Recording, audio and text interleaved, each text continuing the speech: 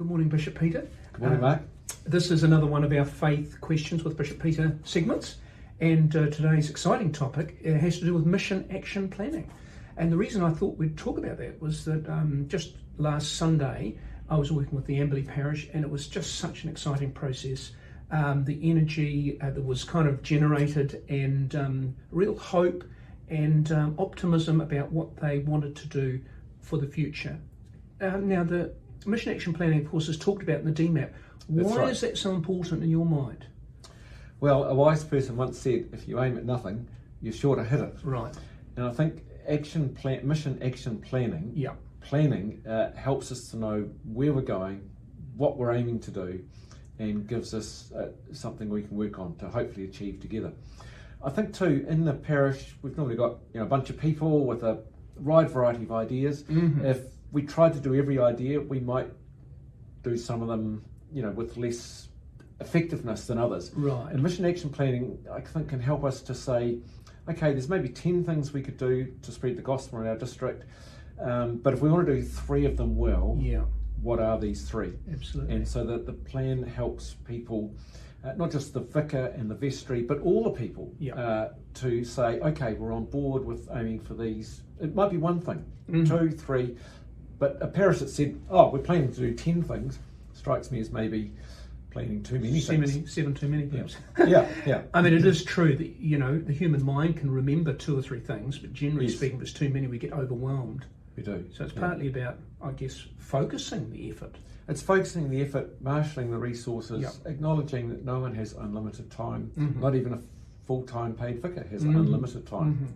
Every one of us has the same 168 hours in the week. A great leveller. Now, tell me, sometimes we've got to stop some things in order to do other things, and that can be quite a challenge for some parishes. Talk us through that. One of the interesting things about the church is we look back on history and see tons of things that have been started. We can do that in a parish and think about all the things that were started in the 1970s, the 1980s, the 1990s and so forth, and then we might be surprised to think, my goodness, they're still going, but possibly with some lower attendance than formerly, possibly with some weakening of energy. It is a brave call, but maybe a necessary call to say, actually, just as we want to start some new things relevant to 2023, we do need to draw some things to a close. Okay. And that should be done well, pastorally sensitively, and with due care and maybe due celebration for the ending. But we cannot keep everything going and then add 3 new things out of the mission action plan. Almost certainly something we'll have to stop. Yes, because it's about a stewardship of our energy as much as our time and energy. That's right. Yeah. So the other great thing that I experienced among the people of Amberley, and I've experienced this many times, is the real sort of coming together and the unity that working on a mission action plan kind of generates. So that's another important feature, I think. Would you agree? Absolutely. That the plan has to be owned by the whole parish. Yeah, exactly. Okay, the whole parish may not turn out to a particular Saturday or Sunday or whenever the planning meeting is held, but if there's a goodly representative number, it's fair to say if this group agrees to the plan, perhaps later endorsed by the next vestry meeting, there's some unity there. Without unity, we go nowhere as a church. And of course, the plan is never about you coming and telling the parish what to do. It's about you facilitating how, in a unified way, the parish will agree to the 1, 2 or 3 things that will be highlights of the plan. Yeah, thank you. So the DMAP asks parishes to be active in developing a mission action plan. And some of our parishes are much more sort of involved in that than others. Some, of course, already have really good plans.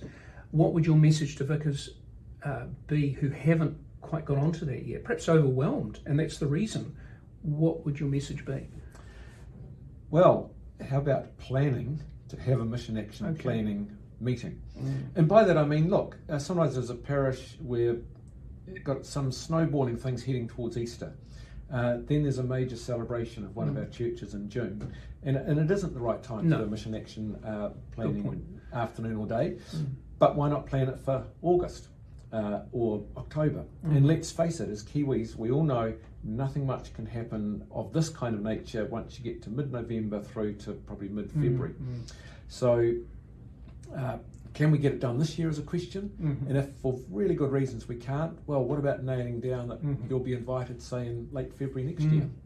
But plan to have a plan. Okay, I think we'll close off now with that endorsement, and certainly my availability. I'd love to come and respond to needs to develop a mission action plan. So thank you for your time.